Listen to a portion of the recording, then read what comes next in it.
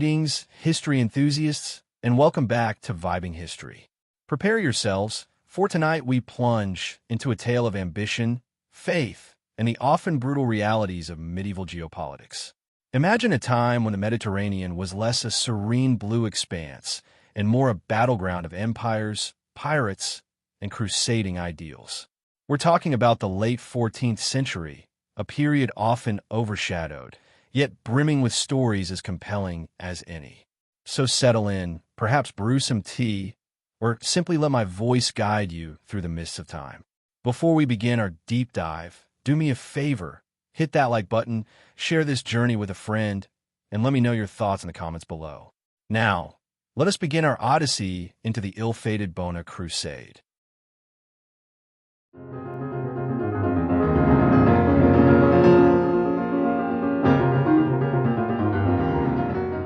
In the hushed chambers of the late 14th century, where the Mediterranean shimmered under an indifferent sun, a grand, intricate game was being played.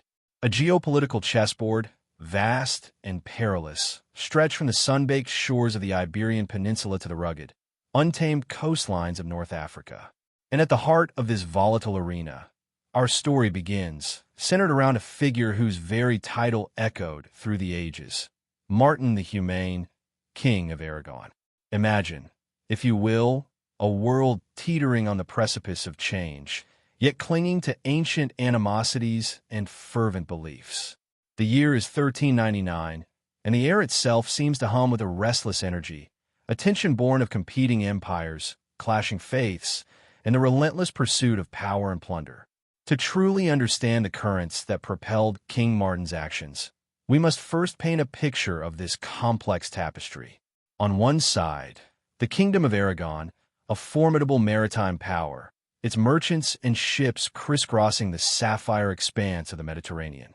Its interests were vast, trade routes to protect, territories to defend, and a burgeoning sense of identity as a Christian bulwark against the perceived threats from across the sea. Martin, a ruler known for his scholarly pursuits and a certain degree of piety, found himself at the helm of this powerful realm, burdened by the expectations of his lineage and the pressures of his age. Then, across the waters, lay North Africa, a land dominated by the Hafsid Sultanate. This was a realm of vibrant cities, rich cultures, and a formidable military presence. But it was also a fractured landscape, where local emirs and corsairs often operated with a degree of autonomy, their actions sometimes aligning with, and sometimes challenging, the central authority of the Sultan. For the Aragonese, these North African states were both vital trading partners and exasperating antagonists. The Mediterranean itself was not merely a body of water. It was the lifeblood of these civilizations, a highway for commerce, a stage for diplomacy, and, all too often, a battleground. Its waves whispered tales of prosperity and piracy, of grand fleets and daring raids. For centuries, the delicate balance of power across this sea had been maintained, if precariously, through a complex web of alliances, treaties, and occasional skirmishes. But the late 14th century saw this balance growing increasingly fragile.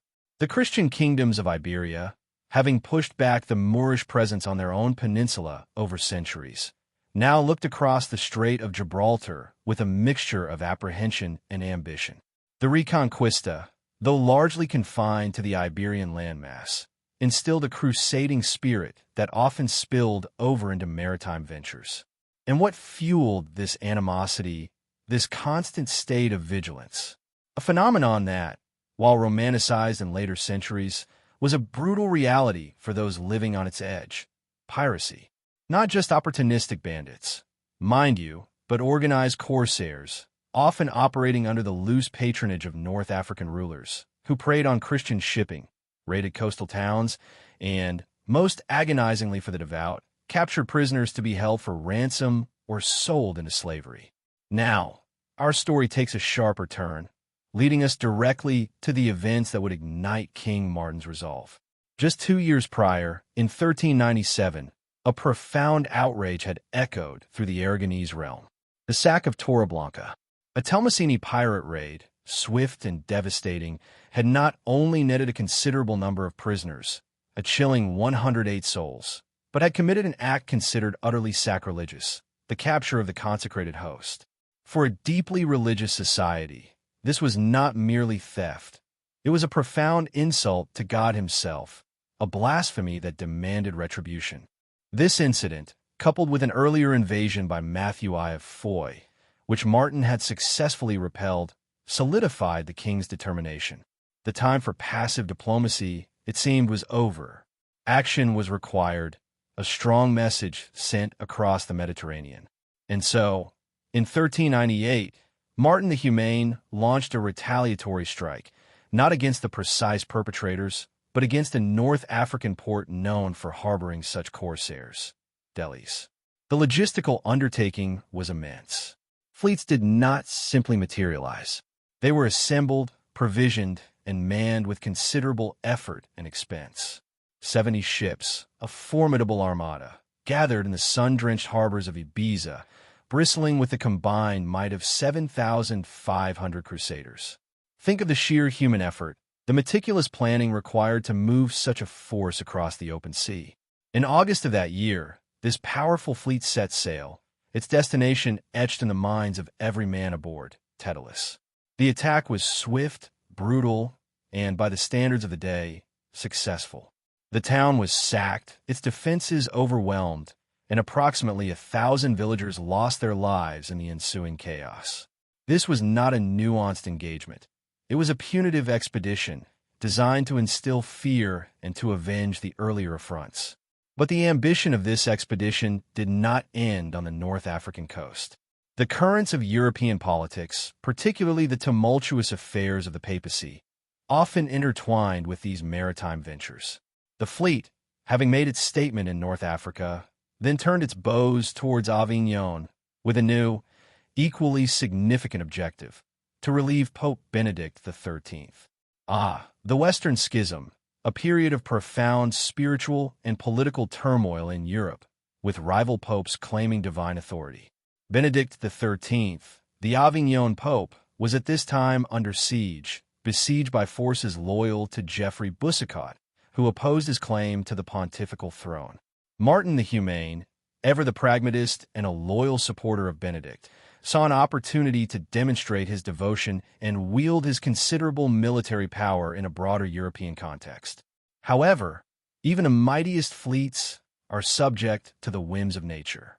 Upon reaching the Rhone, the very river that would have granted them passage to Avignon, the Aragonese mariners encountered an unexpected obstacle: low water levels. The river, usually a navigable artery, was too shallow for their formidable vessels. Direct aid, a thunderous assault on the besiegers, proved impossible. Yet, the very presence of such a powerful fleet, even if it could not cross the river, sent a clear message. Its arrival alone was enough to prompt a 3-month truce for the besieged pope, a small victory, perhaps, but a victory nonetheless. This, then, sets the stage. The previous year's campaign, a mixture of triumph and frustration, had undoubtedly whetted King Martin's appetite for further action. The issue of North African piracy remained, the perceived affronts festered, and the broader geopolitical landscape continued to shift. It was against this backdrop, with the echoes of Torreblanca and the memory of Delhi still fresh, that Martin the Humane, in the very next year, would order a repeat of the campaign. But this time his gaze, and the might of Aragon, would be directed at a different target: the city of Bona. And this, my friends, is where our story truly begins to unfold, laying the groundwork for the fateful Crusade of 1399.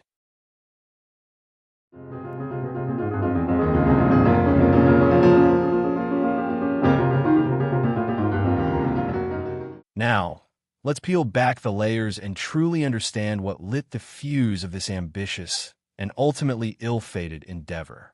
The geopolitical stage was set, yes, but what specific sparks ignited the flames of the Bona Crusade? We delve now into the very real, very visceral catalysts of conflict. The relentless scourge of piracy, the pervasive influence of papal power, and the compelling call to arms that echoed across Aragon. Imagine, if you will, the daily anxieties of those living along the Mediterranean coast in the late 14th century. It wasn't just a matter of trade routes and diplomatic niceties. It was a matter of survival. The sea, while a highway for commerce, was also a hunting ground for predators. North African pirates, particularly from the burgeoning Hafsid Sultanate, were not merely an inconvenience. They were a constant, terrifying threat. They didn't just target merchant vessels. They launched daring raids on coastal towns, plundering goods, destroying property, and, most horrifyingly, carrying off men, women, and children into the brutal world of slavery. One such incident, etched into the collective memory of Aragon, was the infamous sack of Torreblanca in 1397. This wasn't just another raid. This was a profound insult, a sacrilege that resonated far beyond the immediate devastation. Telmasini pirates, in their audacious attack, didn't just seize property and capture over 100 prisoners. They absconded with the consecrated host. For a deeply religious society, this was an act of profound blasphemy, an affront not just to the crown, but to God himself. The capture of the Holy Sacrament was an act that demanded not just retribution, but a holy war. It was a wound that festered, fueling a deep desire for vengeance and asserting Christian dominance over the infidel. King Martin the Humane, a man whose piety was as strong as his political acumen, could not let such an outrage stand. Having just repelled an invasion from Matthew I of Foy, his gaze turned south, towards the North African coast. The time for mere defense was over. The time for a decisive, retaliatory strike had arrived. And so, in 1398, the first wave of retribution was unleashed, a prelude to the larger campaign. A formidable fleet, 70 ships strong, gathered in Ibiza, carrying some 7,500 crusaders. This wasn't just a military exercise. It was a crusade, sanctioned by the Church, imbued with divine purpose. Their target, Delis, a North African port known to harbor these very pirates. The expedition was a swift, brutal success. They reached Tedalis, a town near Delis, sacking it with ruthless efficiency, leaving approximately 1,000 villagers dead in their wake. It was a clear, if brutal, message. But the story doesn't end there. The reach of this Aragonese fleet, fueled by the winds of retribution and divine sanction, extended beyond the immediate goal of coastal reprisal. After striking a blow against the North African coast, the expedition turned its attention north, sailing towards Avignon. Why Avignon? Because even as Aragon sought to secure its own borders and avenge its grievances, the broader political and religious landscape of Europe was in turmoil.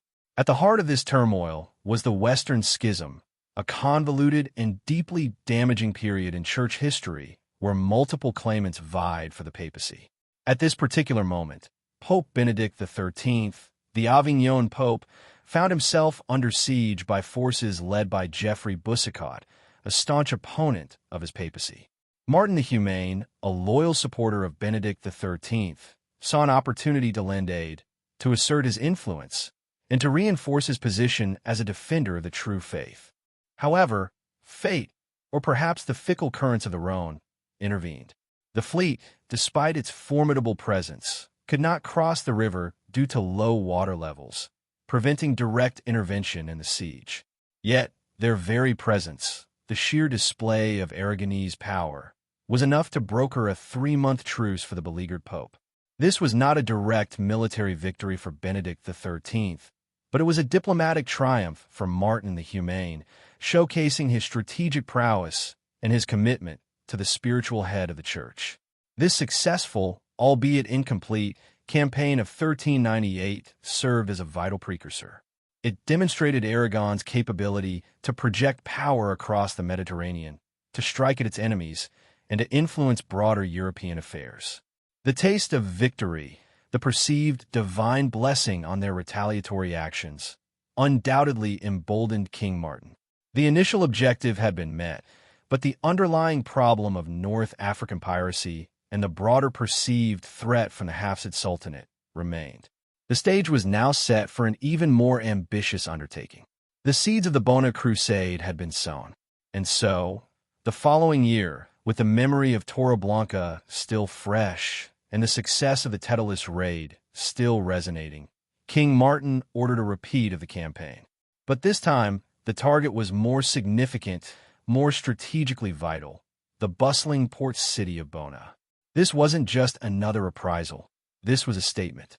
This was an attempt to dismantle a hub of pirate activity, to assert Aragonese dominance, and to send an unequivocal message to the Hafsid Sultanate. The call to arms went out once more, drawing men from across Aragon, Valencia, and Majorca, all united under the banner of the cross, ready to answer the king's summons. The stage was set for a confrontation that would shape not just the immediate future of the Mediterranean, but the legacy of Martin, the Humane himself.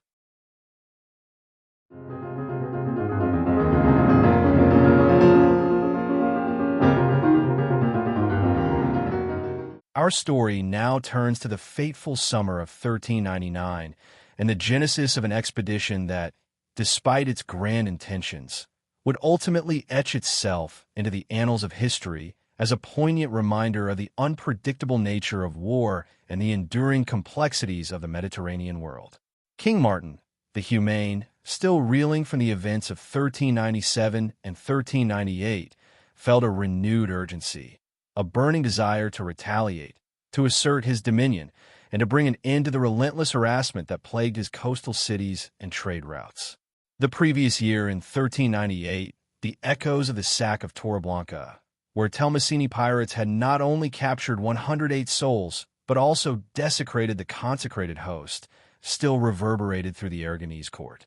This audacious act, coupled with the ongoing threat from North African corsairs, had fueled Martin's resolve.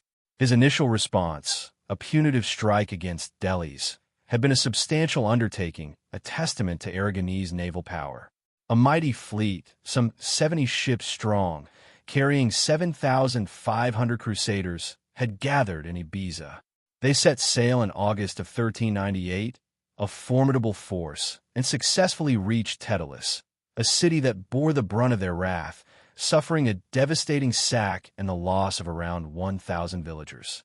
Yet, even with this display of force, the previous expedition had been multifaceted, its goals extending beyond mere retaliation. After their assault on the North African coast, the fleet had turned its gaze towards Avignon, a strategic maneuver aimed at relieving Pope Benedict XIII from a siege orchestrated by Geoffrey Boucicaut, a powerful figure opposed to the Avignon papacy. It was a bold move, a testament to Martin's dual commitment to both temporal security and spiritual allegiance. However, fate, or perhaps the fickle nature of the Rhone, intervened.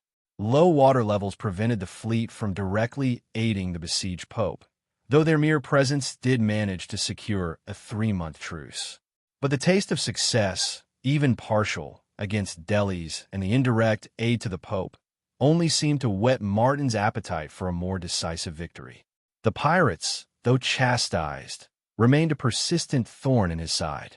And so, in the very next year, 1399, the king once again raised the standard of a crusade. This time, his gaze was fixed firmly on Bona. Imagine, if you will, the bustling port of Mahón on the island of Menorca in the sweltering heat of that August. The air would have been thick with the shouts of sailors, the creaking of timbers, the rhythmic clanging of hammers, and the low murmur of anticipation. This was the staging ground for King Martin's grand design. Galleys, sleek and swift, their oars churning the water, alongside sturdier, broader ships designed for carrying men and supplies, began to converge. From Aragon came 6 galleys and 54 ships, a powerful contingent. From Valencia, another 7 galleys and 23 ships joined the growing armada, a testament to the combined might of the Crown of Aragon. This was no small raiding party. This was a substantial invasion force, meticulously assembled, provisioned, and imbued with a sense of divine purpose. On August 21st, 1399, a date that would resonate with both hope and eventual disappointment, King Martin the Humane, at the head of this formidable fleet, set sail. The Mediterranean, that vast, sapphire expanse, had witnessed countless such voyages, each carrying the weight of ambition, faith, and the grim calculus of war. For days, the ships would have carved a path through the shimmering waters, the sails billowing, the rhythmic splash of oars accompanying the whispered prayers and the anxious hopes of the Crusaders on board. Then, on September 1st, the war officially commenced. The next day, under the watchful eyes of the commanders, the crucial and perilous operation of disembarking the bulk of the military personnel began. Landing on a hostile shore, even when unopposed, is an inherently chaotic and vulnerable undertaking. Equipment, supplies, horses, and men all had to be ferried from ship to shore, often in small boats, susceptible to the whims of the sea and the arrows of a watchful enemy. And watchful the enemy certainly was. The Hafsid Sultanate, far from being caught unaware, had been forewarned. Imagine the scene. Majorcan merchants, their ships plying the lucrative trade routes of the Mediterranean, would have carried whispers and rumors, their reports reaching the ears of the Hafsid authorities. They would have seen the Aragonese fleet gathering, their size and purpose unmistakable. This vital intelligence allowed the Muslims to prepare. They had strengthened the city's defenses, manned its walls, and, perhaps most crucially, had gathered a large number of fighters, prepared to meet the Aragonese challenge. The Crusaders, having established their foothold on the beaches near Bona, would have quickly assessed the situation. Their initial objective was clear: to secure a path towards the city itself. They managed to take a small fortress in the vicinity, a minor victory, perhaps, but a necessary step in establishing a beachhead and a temporary base of operations. The taking of this fortress would have been a fierce engagement, a grim taste of the resistance that awaited them. However, as the Crusaders pushed further, the reality of the Hafsid defenses became increasingly apparent. The city of Bona was not a soft target. Its walls were reinforced, its defenders numerous and resolute. The initial optimism that often accompanies the start of a crusade began to wane as the grim reality of a protracted siege against a prepared and determined enemy set in. The cost in lives, resources, and morale would have been immense. And so, after a brief, brutal, and ultimately disheartening engagement, the attack was abandoned. The decision to withdraw, to call off the siege, would have been a difficult one, a bitter pill for King Martin's commanders to swallow. To turn back, to admit defeat in the face of such a grand endeavor, would have been a blow to prestige, a drain on morale, and a stark reminder of the limitations of even the most powerful of fleets. Following this strategic retreat, the combined Aragonese fleet began to unravel. The Valencian and Majorcan navies, perhaps disillusioned by the lack of success, or perhaps facing their own logistical constraints and dwindling supplies, separated from the main body. Their sails were set not for further conquest, but for the familiar shores of their home ports. They returned, empty-handed, having achieved no decisive victory, leaving behind them only the echoes of a failed ambition on the North African coast. The ill-fated expedition to Bona, though short-lived, would have profound consequences. It was a significant military and diplomatic setback for King Martin the Humane, forcing him to confront the limits of his power and the persistent strength of the Hafsid Sultanate. The dream of a decisive blow, of an end to the Corsair menace through overwhelming force, had dissolved on the beaches of North Africa. And with it, the stage was set for a new chapter in the complex relationship between Aragon and its southern neighbors, a chapter that would demand a different kind of diplomacy, a different kind of strategy in the years to come.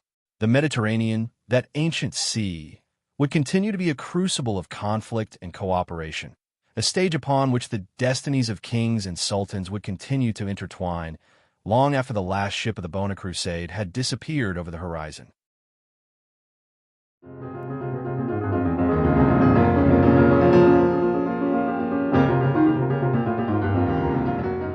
The salty sting of defeat, that bitter taste that clings to the tongue long after the battle is done, was the lasting legacy of Bona. King Martin the Humane, a man whose ambition had once soared with the promise of Crusader glory, now found himself grounded by the harsh realities of North African resistance and the fickle nature of the Mediterranean winds. The campaign, born of a desire for retribution and a fervent hope to curb the relentless tide of piracy, had instead become a stark reminder of the limitations of even the most powerful monarchs. Imagine the king, receiving the reports, the grim accounting of ships returned, men lost, and objectives unachieved. The initial enthusiasm that had propelled the fleet from Mahón, the sense of righteous purpose, must have evaporated like mist in the desert sun. The separation of the Valencian and Majorcan navies, each turning back to their home ports without a single decisive victory, speaks volumes. It wasn't merely a strategic retreat, but a fracture of a united front, a sign that the will to fight, perhaps even the belief in the mission itself, had begun to fray under the relentless pressure of a well-defended enemy. The Hafsid Sultanate, far from being a soft target, had proven to be a formidable adversary, their intelligence networks robust, their defenses prepared. Those Majorcan merchants, their warnings reaching Bona in advance, played a crucial, though perhaps unsung, role in shaping the outcome. Their quiet exchanges, the whispers of an impending attack, transformed the element of surprise into a forewarned defense, allowing the Muslims to gather their forces and fortify their positions. So, what then of Martin the Humane's vision? His dream of a decisive blow against the Hafsids, of securing the trade routes and asserting Aragon's dominance in the Western Mediterranean, was left in tatters. The echoes of this failure resonated deeply, not just within the court of Aragon, but across the entire geopolitical chessboard of the region. The most immediate and tangible consequence was the Treaty of Tunis, signed in 1403. This wasn't a treaty born of strength, but of necessity. Martin, having expended considerable resources and gained little, was compelled to seek peace. He signed with Abu Faris Abd al-Aziz, the Hafsid Sultan, a treaty that, by all accounts, was less a triumph of diplomacy and more a tacit admission of defeat. It's almost ironic, isn't it? A crusade intended to project power and punish transgression ends with a monarch signing a peace agreement with the very entity he sought to conquer. But the story doesn't end there, because as history often reminds us, peace treaties, especially those born of weakness, can be fleeting. The article tells us that this treaty soon became ineffective. Think about that for a moment. What does ineffective truly mean in the context of the late 14th and early 15th centuries? It means the underlying tensions remained unresolved, the piracy likely resumed, and the struggle for dominance over the Mediterranean continued, albeit perhaps with a temporary lull. The failure of the Bona Crusade had a ripple effect, shifting the sands of North African diplomacy in subtle, yet significant ways. It likely emboldened the Hafsids, proving that even a powerful Christian monarch could be repelled. It might have also led other North African polities to view Aragon with a mixture of renewed respect and perhaps a touch of disdain for its recent blunder. For Martin the Humane, this was a blemish on his reign, a costly miscalculation that undoubtedly shaped his future policies. It forced him to reconsider the efficacy of large-scale military expeditions against a determined and prepared North African foe. It also underscored the constant, gnawing threat of piracy that plagued Christian shipping and coastal communities. The sack of Torreblanca, which had been the catalyst for this entire venture, remained an unavenged wound, a festering grievance that would continue to fuel tensions for years to come. This period, this turn of the century, was a time of immense flux.